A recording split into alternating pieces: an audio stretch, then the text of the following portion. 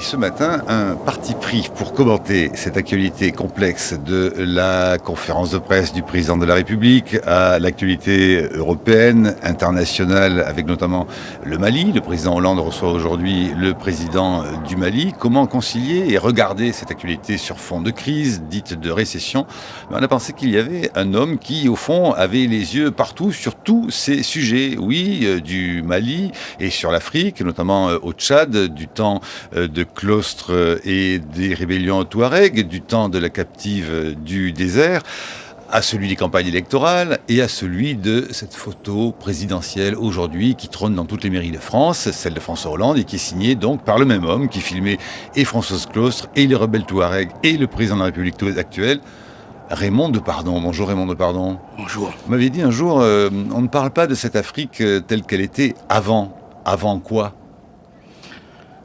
C'est peut-être avant avant ce qui se passe aujourd'hui. C'est vrai qu'il y a beaucoup de choses qui ça bouge et ça bouge pas l'Afrique. C'est-à-dire que le désert, surtout moi je connais le désert.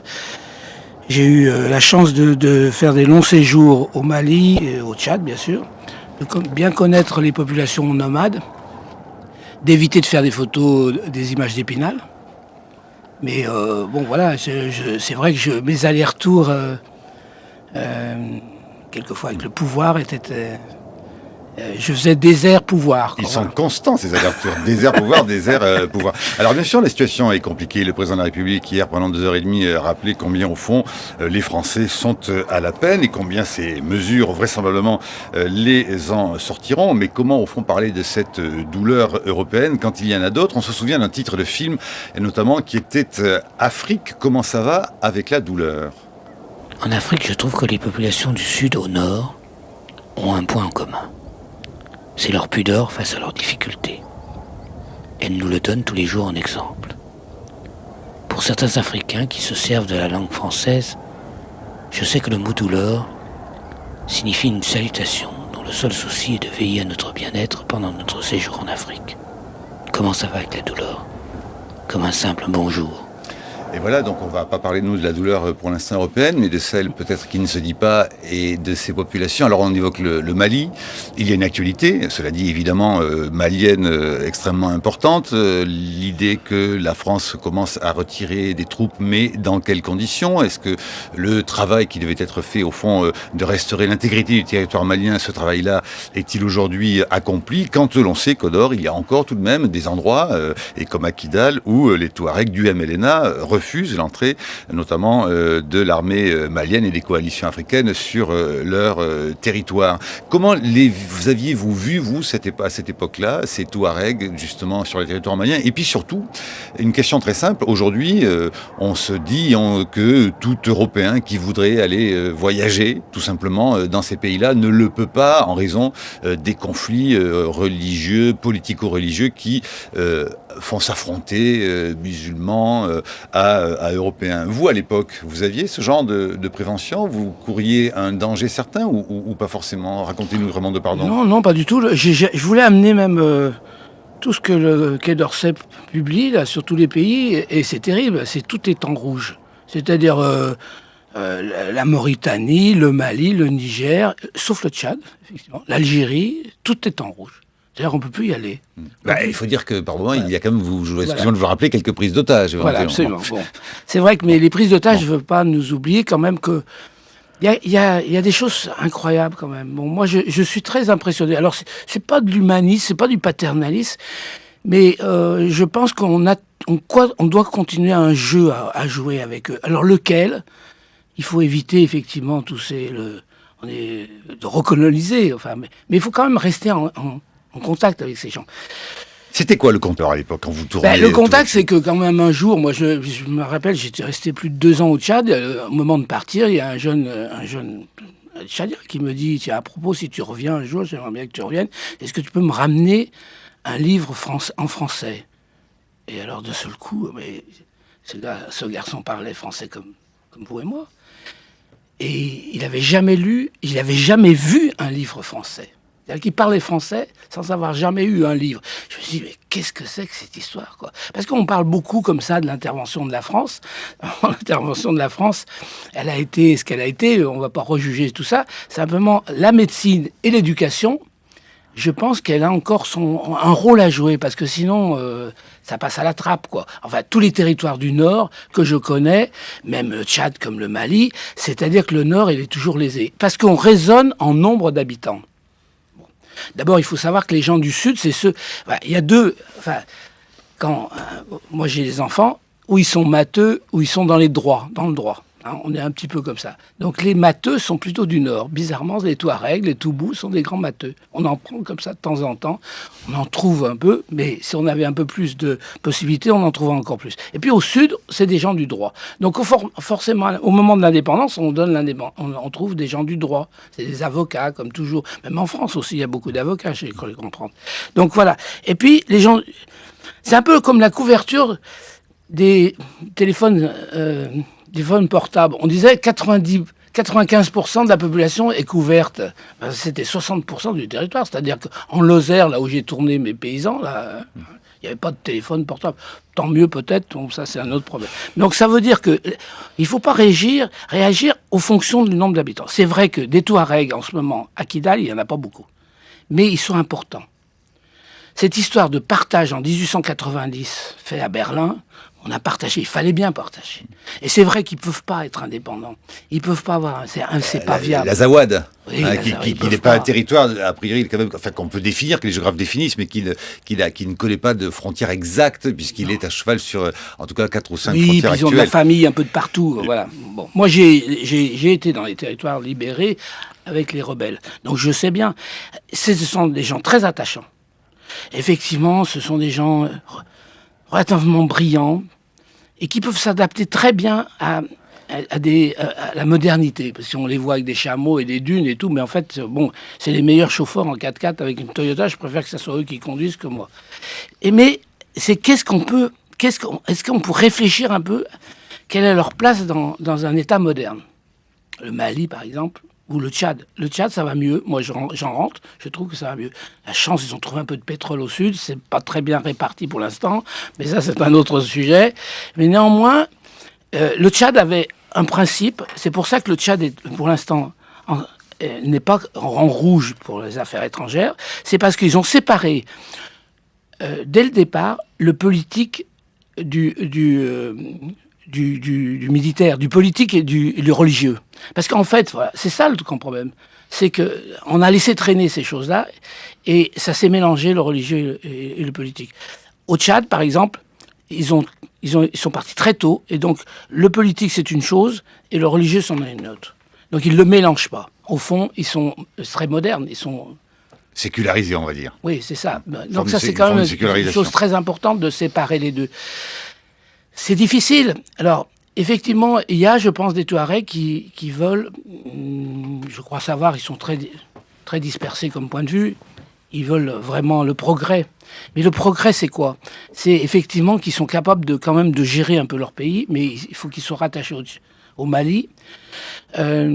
J'avais l'impression, moi, alors c'est pas du paternalisme, mais je veux quand même le dire, que les militaires français avaient un rôle à jouer, là. Il faut pas qu'ils partent trop tôt, là.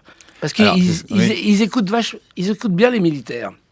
Ils ont une admiration. D'abord parce que c'est des hommes d'armes. Enfin bon, c'est des hommes qui adorent toute l'armée. Or que les gens du Sud, ils détestent ça. Enfin, c'est pas des militaires, les gens du Sud. Ils adorent ça. Ça ne veut pas dire qu'ils s'en servent pas. Enfin voilà, il faut qu'ils posent les armes. Il faut qu'ils dialoguent. Et le dialogue, peut-être, pourrait se faire. Moi, j'ai l'impression. Là, on pourrait être un petit peu intermédiaire, quoi, dans le dialogue. Il faut qu'on soit là. Parce qu'il faut que... Et pas seulement, alors Consola, pas seulement avec des chars seulement et avec des armes, mais donc vous dites aussi, quoi, avec des livres. Avec des livres, avec de la santé. Au moment de l'indépendance, par exemple, c'est ça, en 1962, en Algérie, il y a eu une dérogation. Tous les territoires du Sud ont eu 4 ans de plus et gérés par les militaires français. Donc Taman Rasset, par exemple, Janet, au sud de l'Algérie, a été un territoire d'exception. Et il y avait une gestion mixte militaire et civile. Donc je pense que Kidal doit rester encore un petit peu mixte. Parce que c'est 30 ans. Le Kidal, moi j'y étais à Kidal, ça fait 30 ou 40 ans que c'est tenu par les rebelles. Donc on ne peut pas passer comme ça par des gens du Sud qui arrivent. Ah oui, comme ça avec des...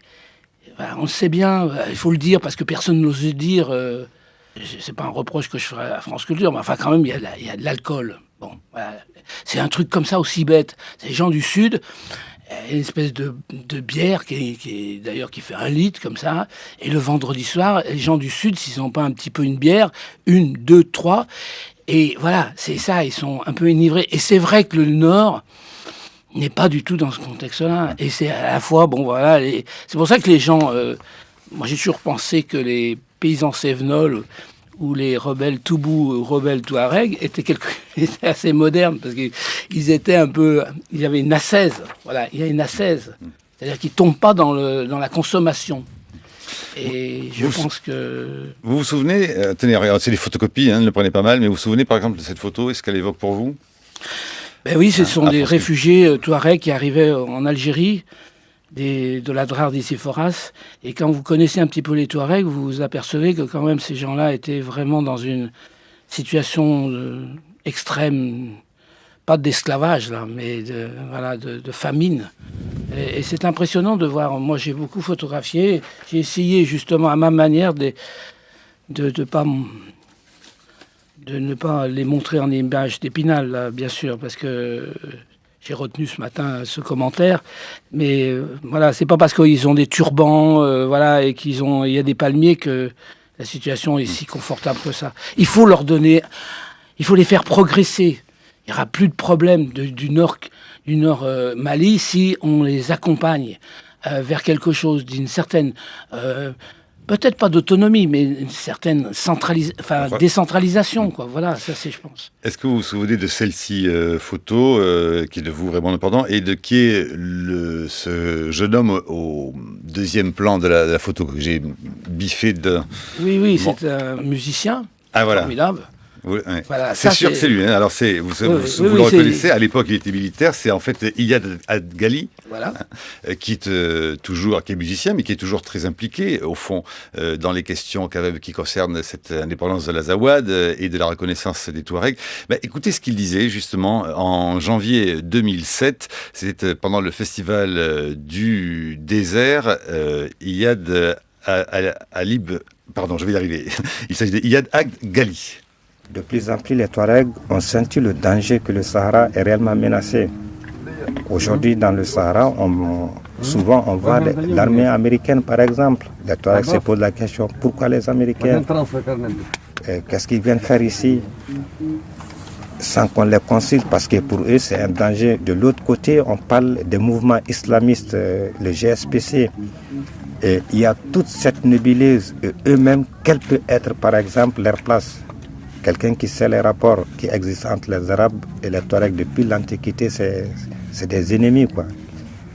Et c'est la même chose que l'Afrique subsaharienne. Donc il y a une réaction d'autoprotection des Touaregs vis-à-vis de tous ces États-là. Donc pour eux, personne ne peut assurer leur sécurité à leur place. Voilà, c'était en 2007 au micro de Françoise Georges et Charles Gargasson. Raymond Lependant, la difficulté, elle est quand même d'arriver à faire la paix entre différents groupes, différentes ethnies, C'est quand même, on voit que là, il y a quelque chose qui est... Oui. Al-Ghali, il était formidable, c'est un monsieur formidable, mais c'est vrai qu'il a été nommé consul à la Mecque et ça a été dramatique. Dramatique, je veux dire, c'est encore un point de vue occidental. C'est-à-dire qu'effectivement, il est tombé un petit peu dans le religieux. Et c'est vrai que certains, pourtant les Touaregs, pas trop. Je trouvais que c'était une mode de vie. Certains, relativement peu de Touaregs pratiquent la polygamie, quoi. Ce sont des gens quand même plutôt assez proches d'une certaine ascèse comme ça, et pas trop. Mais bon, il y a eu... à force d'attendre, ils tombent tous un peu dans dans le religieux extrémiste. Retour sur la chronique de Brice Couturier, 8h17. Bonjour Brice. Bonjour Marc. On sait par les sondages combien les Français sont dépressifs. Depuis plusieurs années, BVA nous classe champions du monde du pessimisme quant aux perspectives économiques. En mars dernier, c'est CSA qui trouvait 68% des Français pessimistes pour l'avenir de leur société contre seulement 29% d'optimistes. Et cette semaine, Ipsos fait les titres de la presse en découvrant que 72% des Français pensent que leurs enfants vivront moins bien qu'eux à leur âge. Il y a un paradoxe à constater qu'un pays doté par la démographie, le climat, l'histoire de tant d'atouts doute à ce point de ses chances d'un avenir collectif, alors même qu'individuellement, les Français se déclarent relativement heureux de leur sort. Le fait est que notre pays, qui croyait incarner un modèle enviable il y a 15 ans, éprouve aujourd'hui de grandes difficultés à se penser sur l'horizon des immenses mutations du monde actuel.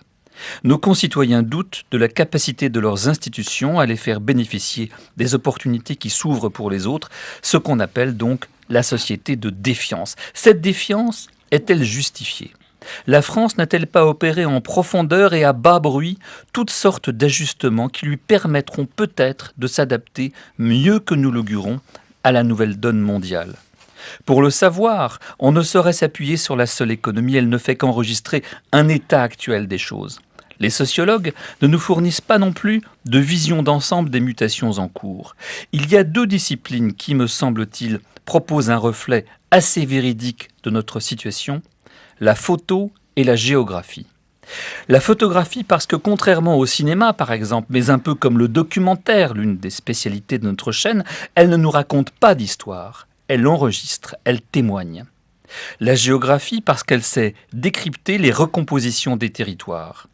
Jacques Lévy, dans un livre passionnant qui vient de paraître et qui s'appelle « Réinventer la France », que Jacques Munier a déjà chroniqué ici, Jacques Lévy a entrepris de faire une géographie de la crise afin de rendre visibles les grands problèmes du pays, comme il dit. Les Français, dit-il, longtemps entretenus dans un face-à-face avec leur État, ont pris l'habitude de raisonner au niveau de la nation qu'ils contrôlaient. Il leur est difficile de changer d'échelle. Or, ce sont les niveaux infra- et supra-étatiques qui importe désormais, celui de l'Union européenne, celui des grandes métropoles. Ce que les cartes découvrent, comme la photo, c'est que la France est presque entièrement urbanisée. Les zones périurbaines ou hypo-urbaines, comme les appelle Jacques Lévy, vivent de la grande ville qui leur sert de référence. Le cadre national avec Paris pour centre n'est plus pertinent. La France s'est réorganisée autour de quelques grandes métropoles qui tentent à s'autonomiser et dont l'organisation en réseau présente partout les mêmes traits. Jacques Lévy nous dresse le portrait d'une France où la capacité d'initiative des ménages quant à leur lieu de résidence est déterminante, c'est ce qu'il appelle leur capital spatial. Mais la photographie aérienne qui bénéficie en ce moment d'une exposition nous confirme ces observations du géographe. La principale leçon à tirer du livre de Jacques Lévy, c'est que les catégories mentales qui nous permettaient de penser notre place face à l'État dans le cadre de la nation ne sont plus pertinentes. C'est pourquoi nous sommes tellement perdus et inquiets. Nous vivons ce qu'il appelle une crise cognitive qui vient redoubler la crise économique et sociale, c'est-à-dire une incapacité à voir, à comprendre, d'où le succès de l'indignation vertueuse mais impuissante à réformer. Quand nous aurions tant intérêt à nous inspirer des pratiques qui réussissent déjà ailleurs. Car pour surmonter la crise de confiance, il faut d'abord surmonter la crise cognitive. On ne peut résoudre ces problèmes que lorsqu'on les a clairement identifiés. Il me semble que la photographie et la géographie nous aident beaucoup mieux que d'autres disciplines en ce moment à le faire. La chronique de Brice Couturier sur franceculture.fr. Alors, réaction, commentaire, Raymond Depardon, vous êtes à l'honneur dans la chronique. Oui, c'est vrai que j'ai un troisième sujet là qu'on n'avait pas parlé, la France, parce que c'est vrai qu'après le désert et le pouvoir, j'ai aussi beaucoup parcouru la France. Vous diriez d'un mot juste que François Hollande traverse le désert ? Non. Non. Non, mais je sais qu'il avait apprécié mes photos sur la France parce qu'effectivement, on voyait pour la première fois un petit peu toutes ces composantes sur une France qu'on banalise comme ça, comme un peu une France profonde France, là, je sais pas quoi. Et en fait, il y a quand même... C'est vrai que c'est complexe. moi, j'avais été très déprimé au début de mes séjours comme ça, avec mon camping-car. Et puis, tout doucement, j'avais repris le moral parce que j'avais vu arriver plein de jeunes. J'avais vu arriver plein de choses nouvelles que je ne m'imaginais pas. Ou notamment, dans les zones périurbaines ou rurales, il y avait ça avait basculé parce qu'ils s'étaient réveillés, ressaisis. Et certes, il y a du chômage, mais il y a des jeunes. Et donc, il y avait pas mal de choses. C'était doublé par des camions d'installation de panneaux solaires, de géothermie, et que je trouvais qu'elle était presque plus moderne que les villes où ça traîne. Hein, parce que les panneaux solaires ici, au 10e étage, on n'en voit pas beaucoup, là, dans le 16e. Mais c'est vrai que si vous êtes dans une petite village, vous en voyez pas mal. Et donc, c'est vrai qu'il y avait quelque chose il reprenait. Mais c'est un territoire riche, et qu'il va falloir effectivement continuer à étudier, à parler, à oser parler. Parce qu'en fait, moi je sais que, comme le monde rural, quand je m'étais attaqué au monde rural, on m'avait dit, mais Raymond, la France, ça n'a aucun intérêt, quoi. On s'en fout, voilà. Et c'est vrai que je suis ravi, moi, qu'il y ait plein de livres, et que la photographie amène quelque chose. C'est vrai qu'elle amène parce que, au fond, elle réconcilie un peu les gens, disons, qui aiment la photographie, et les Français en font partie. Ils aiment beaucoup la photographie. Et puis, bon, à la fois, elle est lue par des gens comme Michel Lussault. Je me souviens, j'avais montré mes photos à Michel Lussault. Il est trop fasciné. Et puis, bon, voilà, tout le monde a été... l'exposition que j'avais faite à la BNF, comme ça, tout le monde regardait un petit café, je sais pas quoi, une boucherie. Bon, tout ça, ça fait partie. Mais c'est à la fois en transformation. C'est complexe, hein. C'est à la fois en transformation et ça reste toujours... C'est un territoire qui est... Moi, je connais aussi un peu l'Allemagne, et je sais qu'il subit l'Europe se transforme tous. Maintenant, c'est un seul territoire, l'Europe. C'est sûr qu'on passe de frontières. Mais à la fois, la France a peut-être cette qualité incroyable de ses 420 pays. 420 pays. C'est vrai que c'est dur à gérer, quoi. Et je comprends le président de la République qui a... pas mal de pain sur la planche. Mais sur la question de la crise, Brice aussi faisait allusion à ce sentiment de dépression, de pessimisme des Français. Est-ce que c'est quelque chose qui se photographie, ou est-ce que si on veut le photographier, on peut par mégarde ou par accident ou par aventure photographier du coup aussi autre chose, Raymond Depardon? Oui, on peut photographier autre chose quand même. C'est vrai que les Français sont un peu comme ça, mais je pense qu'on est un peu comme ça, c'est peut-être un peu moins dans les villes. Moi, je sais que à Paris, centre-ville, on n'est pas comme ça. Bon, c'est vrai qu'il y a le climat. Moi, j'étais... c'est un peu... En tant que photographe, je suis toujours à photographier le réel. Je suis toujours un petit peu humble, un petit peu... Enfin, c'est toujours un sentiment très difficile d'être heureux. Quand tu fais une photo comme ça, tu viens de faire ta photo, tu peux pas être dans un optimisme. Je dis... Peut-être que je suis en dessous de la vérité, en dessous, à côté, je mystifie, c'est pas facile. On est toujours un peu pessimiste, un peu comme mon père qui était quand même quelqu'un qui était jamais content. Au fond, parce qu'aujourd'hui, là, il y a un peu de soleil, il faut se méfier, il faudrait quand même encore de la pluie, je sais pas, il est toujours comme ça. Voilà. Et ça fait le caractère français. À la ferme du Garret? Oui, bah ça fait... je pense que le climat et notre territoire fabriquent un tempérament qui fait qu'on est assez réaliste comme ça. Et à la fois, je pense au fond, quand on part en voyage, on est très content de rentrer. On est très content de rentrer, voilà. Bon, ça veut dire qu'on aime bien notre pays. Mais c'est vrai que ça va être... moi, je préfère être un peu pessimiste que trop optimiste, quoi, voilà. Parce que coucou, les petits oiseaux, ça ne nous irait pas non plus. Brice Couturier. Il me semble que la grande qualité des photographes, surtout dans votre genre, Raymond Depardon, c'est l'humilité, que j'opposerais assez volontiers, je vais être méchant, à l'arrogance du cinéaste. Le cinéaste, il nous montre, on a eu quelques films formidables ces derniers temps sur Le Havre, etc., qui nous montrent effectivement que la France souffre et que la France change. Mais il y a toujours un message. Le photographe, il n'a pas de message. Et ce qui me paraît le plus intéressant dans le type de photo que vous nous montrez, et c'est tout ce qui fait l'intérêt de votre travail, c'est que finalement, vous n'êtes pas toujours conscient de ce que vous nous montrez. Vous nous montrez des images que nous avons besoin d'interpréter. Et je rêve, honnêtement, de la collaboration entre un grand photographe dans votre genre et d'un grand géographe dans le genre de celui que je citais, Jacques Lévy. Jacques Lévy, il travaille sur des cartes. Ça serait encore plus intéressant s'il travaillait sur des photos. S'il nous montrait ce qu'il sait, lui, des mutations en profondeur de la société française, de ce qu'il a travaillé, sur la base de votre travail à vous, plutôt, et pas seulement, sur la base des cartes qui nous montrent effectivement l'installation des ouvriers dans les petites villes qui ont quitté les grandes métropoles, le capital, comme il appelle ça, le capital spatial des classes moyennes et des bobos qui investissent les quartiers populaires pour faire monter, etc. Il y a toutes sortes de mutations qui sont à l'œuvre derrière le discours pessimiste, ultra pessimiste sur la France qui souffre. Il y a en réalité une France qui s'adapte à la mondialisation, aux nouvelles donnes, et qui est en mouvement, qui est en évolution. Et nous avons même, nous journalistes de France Culture par exemple, du mal à suivre ce qui se passe, parce que nous ne sommes pas sur le terrain. Et il y a quelques travaux dans le genre des vôtres, où c'est d'Éric Dupin et des gens qui voyagent à travers la France, qui me paraissent témoigner de ces mutations en cours, de ces mutations, encore une fois, à bas bruit. Est-ce que ça vous intéresserait, vous, de travailler avec un géographe qui vous dirait le sens de ce que vous nous montrez?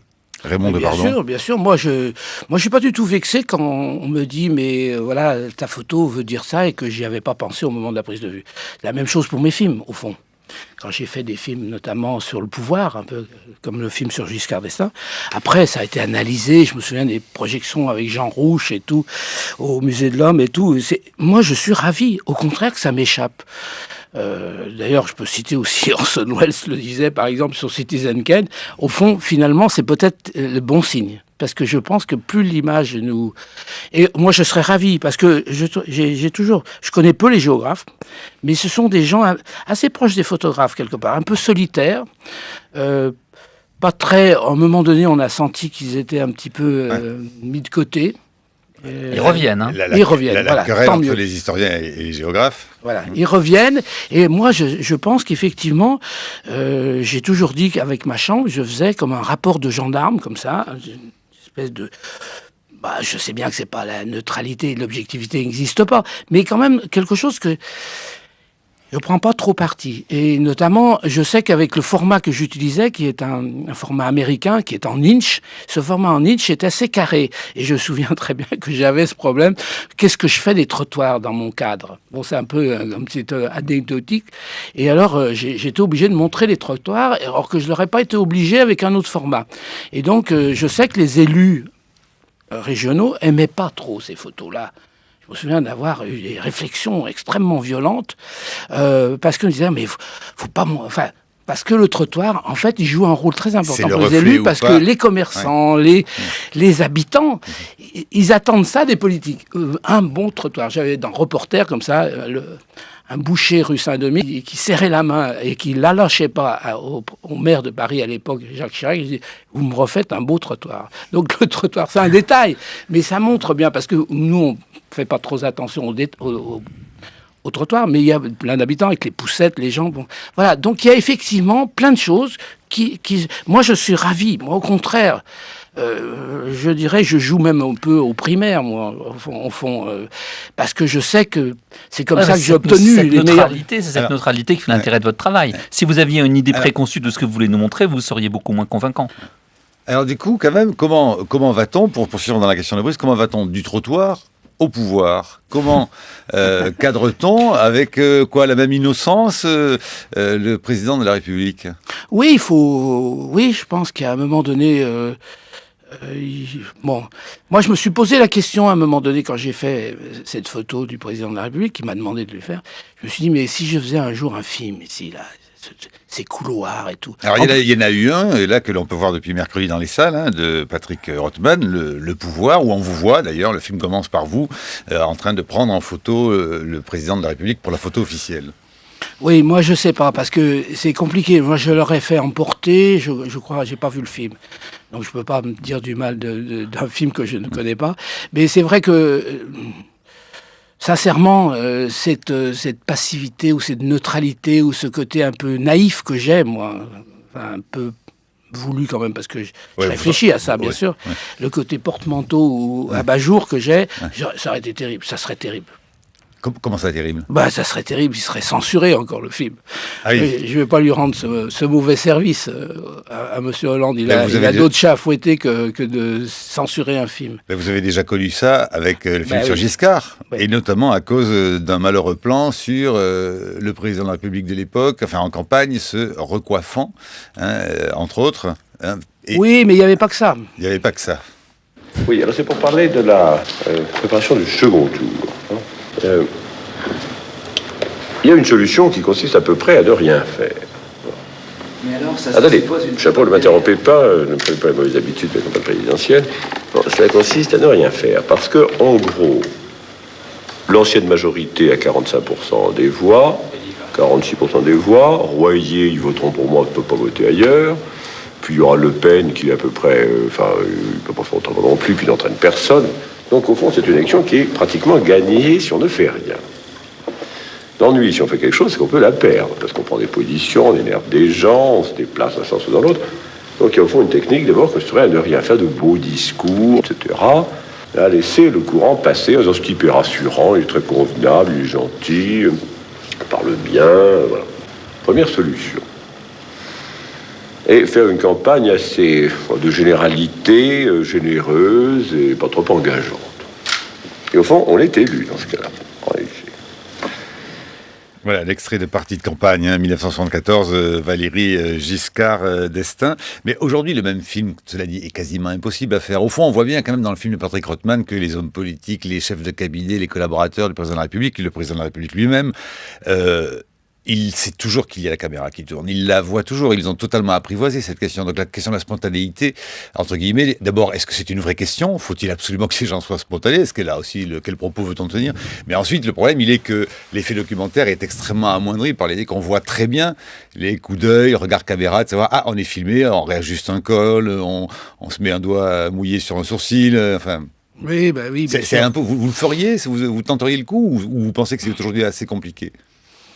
Moi, j'aimerais, bien sûr. Le seul film que je trouve vraiment fort qui a été fait, c'est War Room de Pennebaker, où il bouge pas d'une pièce. En fait, l'idéal...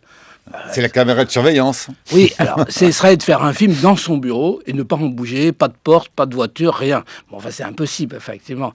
Peut-être qu'il faudrait lui proposer un embargo, comme ça. C'est-à-dire, voilà, on le tourne et puis on le voit dans 10 ans, 20 ans. Voilà, parce que ça serait intéressant, quand même. Bon. C'est sûr qu'un jour, j'avais fait un plan comme ça de M. Mitterrand. Et puis, en partant, il me dit « J'espère que vous n'avez pas de son ». Alors, effectivement, c'est le problème du son, quoi. J'ai dit « Si ». Ah, c'est dramatique, alors. Refaisons-le. Donc, on a refait. Pourquoi il y avait des choses confidentielles? Oui, parce que c'était au moment du premier anniversaire, d'ailleurs, en 82. Et il n'avait pas fait attention, parce que ça, Mitterrand, c'était vraiment la génération pas de son, quoi. Voilà, la tête sur le bio. Donc, le problème, c'est le son. Effectivement, il peut y avoir un préjudice, entre guillemets, par rapport à ce qui se dit. Oui, après tout, c'est des affaires de l'État. Enfin, voilà, c'est les affaires de l'État. Donc, effectivement, on pourrait... Je l'ai fait, d'ailleurs, sur Urgence, par exemple. Il y avait un problème de préjudice à court terme d'une personne qui s'était suicidée. Et devant la famille, j'ai proposé un embargo de 10 ans. Donc, sur Urgence, il y a une séquence qui est remise, qui a été retirée pendant 10 ans. Donc, c'est une possibilité de dire, pour l'histoire, de passer, je sais pas, 2 mois, une journée, ou je sais pas, il faudrait quand même du temps. Ou il ne faudrait pas qu'il y ait trop de coups de téléphone. Mais il faudrait effectivement qu'il y ait une conversation entre M. Hérault et M. Hollande. Est-ce que ça a un intérêt? Est-ce que ça pourrait... Est-ce que, voilà, Weissmann, Frédéric Weissmann, aux États-Unis, il est un peu protégé parce qu'il y a l'article 2 de la Constitution américaine qui dit que les institutions doivent être transparentes. C'est impossible en France. On n'en est pas là encore. On est encore des latins. Les institutions ne doivent pas être transparentes. Elles sont même interdites d'être filmées. Un conseil des ministres, je crois savoir que c'est pas tout à fait légal de le filmer. Donc, est-ce que, voilà, il faudrait proposer ça, mais je sais pas si... à la fois, c'est un risque, parce qu'il a pris il faut quand même reconnaître qu'il a pris voilà, il est assez gonflé de se faire filmer, quoi. Enfin, j'ai eu l'impression qu'il contrôlait quand même un peu la situation. Voilà. Est-ce qu'il a contrôlé quelque chose avec vous? Qui a dirigé qui? Les équipes de conseillers, le coiffeur, le maquilleur, les éclairagistes, est-ce que c'est vous? Est-ce que c'est lui? Qui a choisi la photo? C'est vous ou c'est lui? Ah, c'est moi. Moi, il y en avait, ouais, je peux le dire Parce que maintenant. vous avez fait combien? Attends, on vous voit d'ailleurs dans le film, Ouais. Antoine, vous avez dû appuyer 300 J'ai fait en 000 fois. numérique et puis après on l'a regardé sur l'ordinateur, mais j'ai bien vu que quand le temps de les photos, c'est pas le temps de l'editing, quoi. Bon. Je me suis dit, moi qui suis toujours en argentique, je vais essayer de passer en numérique. Donc j'ai fait une première séquence en numérique. Puis après, je me suis dit, je vais reprendre le Leica 50 qui m'a toujours porté chance. Le Leica, c'est votre Nagra, c'est votre voilà. Nagra. Voilà. Bon, et puis après, j'ai vu que ça marchait pas. J'ai été chercher un appareil, un Rolleiflex, qui m'a pu porter chance au début de ma carrière, quand j'avais 18 ans, et j'ai des photos, quand je les vois maintenant, c'est une merveille. Parce que tout le monde me regarde. Comme ça, il me regarde, j'avais 18 ans, que ça soit Brigitte Bardot, Marlon Brando, ou je sais pas quoi. Je me suis dit, au fond, et puis ce côté carré comme ça. Et j'en ai fait qu'une de bonne. Donc j'en ai amené 2. Valérie préférait l'autre. Bon, ça c'est pour l'anecdote, mais il m'a dit, laquelle vous préférez, vous? Moi j'ai dit, je préfère celle au Rolleiflex. J'aime beaucoup cette photo comme ça. Celle dont on a dit qu'elle avait un côté Instagram? Oui, parce que, effectivement, voilà, il marche vers moi, mais à la fois, bon, il y a un côté dérisoire. C'est assez ingrat, cet endroit. Hein. C'est un hôtel particulier. C'est un jardin magnifique en plein Paris, quand même. Oui, d'accord. Le verre était très beau, d'ailleurs. Mais c'est pas non plus un cadre très révolutionnaire et moderne, quoi. C'est pas facile. Et moi, je voulais pas non plus mitrailler, me retrouver comme un photographe de mode, avec les centaines de flashs, là, comme ça. J'ai fait très peu de photos. Et l'avantage du Rolleiflex, c'est que je pouvais le regarder, là. Regarder, lui parler. Moi, j'aime bien ça, parce que bizarrement, j'aurais fait... Au début, peut-être, entre le numérique et le Leica, ce qui était peut-être l'handicap, c'est que au fond, j'étais un peu voyeur. C'est-à-dire, il ne voyait pas mon visage. L'appareil était à hauteur de mes yeux. Il dissimule le visage. Voilà. Et que le Rolleiflex, il y avait nos corps. On est à peu près... Bon, voilà, peut-être il y a des points communs. Je suis court et voilà. Non, mais vous n'étiez pas invisible, quoi. J'étais pas invisible. Et je faisais marche arrière avec lui. Et ça, c'était important. Alors, faire un film, c'est encore autre chose.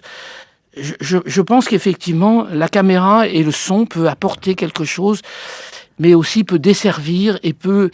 Voilà, les chercheurs de Palo Alto, Gregory Bateson, en a beaucoup parlé. Bon, ça a été une révolution. Moi, ça m'a aidé. Au début que j'ai fait les premiers films, on m'a dit, mais Raymond, tu te rends compte ce que tu fais, mais c'est révolutionnaire. Je dis, ah bon? Mais tu sais, Gregory Bateson parle de trucs. C'est-à-dire qu'une personne normale répète 7 fois la même chose.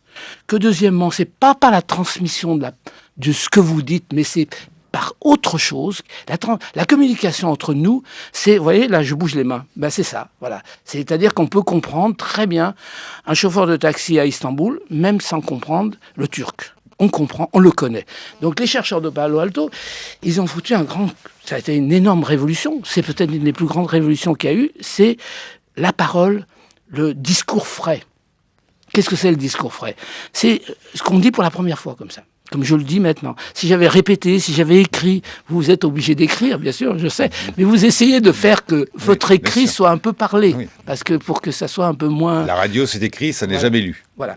Et donc ça, ce langage-là, c'est vrai que la caméra, avec le son, qui est arrivé dans les années 60-70, a révolutionné la façon du journal télévisé, des magazines, parce qu'a apporté quelque chose.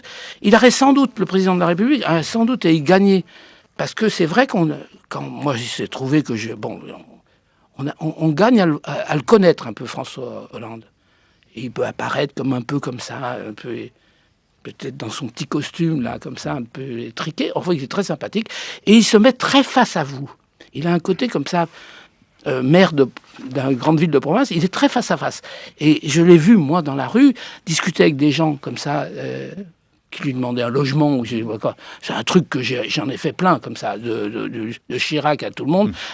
Je vois très bien que c'est un exercice, là, comme les marchés, c'est assez dur, hein, parce que le gars, il vous lâche pas. Il est là, il dit, voilà, j'ai fait une demande depuis 2 ans, j'ai toujours pas mon HLM. Bon, qu'est-ce que vous répondez?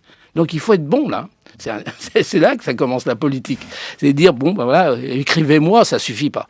Donc effectivement, quand on le connaît, il est face à vous comme ça, il vous écoute, il vous regarde, on y gagnerait. Donc on pourrait penser que ce cinéma-là, comme votre photographie que vous dites, pourrait être quelque chose qui pourrait le rapprocher en fait des gens, le rapprocher. Mais vous pensez que du coup, par exemple, les communicants qui doivent s'occuper de son image, qui sont sans cesse en train de penser comment faire remonter le président dans les sondages, notamment avec ces questions de communication, vous pensez que du coup, ils se trompent un petit peu et que c'est pas qu'il faudrait qu'ils travaillent dans le sens que vous dites vous? Ou est-ce que tout ça n'est quand même qu'une question aussi de politique, il ne faut pas le couper, cette séquence, il faut la mettre en entier. Est-ce que la télé est capable? Est-ce que le cinéma est plus capable de montrer une séquence, une durée? C'est vrai que Jacques Ségala, il met un clocher derrière sa tête du temps de Mitterrand. Je pense que c'est peut-être un peu révolu, ça. Je pense que c'est quand même un homme de proximité, c'est un homme de dialogue. Il vous écoute bien, et il est agréable. Il n'a pas du tout ce côté grande école, c'est vrai.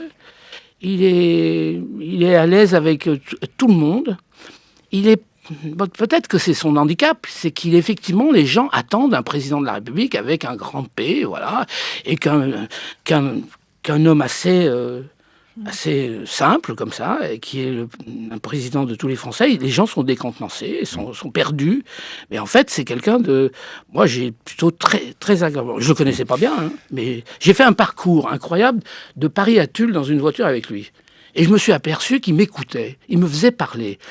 C'est pas bête de sa part, parce qu'un photographe, c'est pas que je parle bien, c'est pas ce que je dis intéressant, mais un photographe, ça c'est plein de choses. Parce que c'est un peu un bouffon, un photographe. Il voit tout, et il dit rien. Il photographie les trottoirs. Il n'écrit pas. Il photographie les trottoirs qui intéressent le politique. Ouais. Donc, en fait, il faut le faire parler. Et moi, je lui ai parlé un peu comme ça de la communication visuelle, de faire des petits films, de faire des choses comme ça. Il m'écoutait beaucoup par rapport à l'époque, comme ça. Et donc, c'est vrai que il a cette facilité d'écouter. Alors, bon, voilà, il a aussi son point de vue. Donc, à un moment donné, il faut avoir un point de vue. Est-ce que de faire un film, en tous les cas, je relève le défi, j'aimerais beaucoup, bien sûr, travailler avec un géographe. On organisera une rencontre avec un géographe et vous, un de ces jours. Daniel Salnave. Oui, moi je suis assez impressionné de vous parler parce que ça fait des années que je vais voir vos expositions, que je connais vos photos, je regarde vos films. Donc, oui, vous les collectionnez sur votre portable, je peux témoigner. Oui, je les collectionne sur mon portable, entre autres. Et ce qui m'a beaucoup frappé, c'est à quel point, et quand je dis ça, c'est vraiment au sens propre, à quel point vous êtes moderne. Ça m'intéresse beaucoup. Qu'est-ce que j'entends par moderne? Pas quelqu'un qui est dans les paillettes du présent, mais quelqu'un qui veut nous tirer vers l'avant. Or, pourtant, vous avez volontairement fait un parcours qui éloignait du centre, qui éloignait de la modernité, aussi bien une boucherie de Lozère que une photo qui m'obsède depuis bien plus de 30 ans, la photo du type qui ramène sa veste sur son visage à l'hôpital de San Clemente à Venise. Non, vous êtes quelqu'un qui est allé chercher très loin, dans des marges, mais pour aller vers l'avant. Dès le début, aujourd'hui, ça m'a frappé. Quand vous avez parlé de l'évolution du Mali ou du Tchad, ou quand vous parlez de ces jeunes que vous rencontrez dans des zones qu'on considère comme sinistrées, est-ce que ça vous convient ou est-ce que ça vous choque quand je dis que vous êtes vraiment moderne dans ce sens-là? Raymond Depardon. Très flatté, au contraire, surtout que je connais vos livres et vos romans et vos fictions, parce que qui partent de toutes petites choses. C'est très, hoffmanien, au sens Erving Goffman, c'est les détails qui font les choses. Et c'est ce que j'ai appris des ethnologues, parce que effectivement, moi, en tant que photographe, au début, c'est les ethnologues un peu qui ont été les premiers. Mais qu'est-ce que je fais là? Je me disais, mais moi, ça m'intéresse, ça, parce que qu'est-ce que je fais là? Jean à l'école, Pierre Clastre, Lévi-Strauss, en disant, surtout, je voyageais beaucoup. Donc après, les sociologues aussi, Kaufmann, Gregory Benson, c'était très intéressant. Les détails qui constituent le centre d'une image, le centre de quelque chose. Donc effectivement, je suis toujours... peut-être c'est ça, la modernité. C'est de rester dans le détail.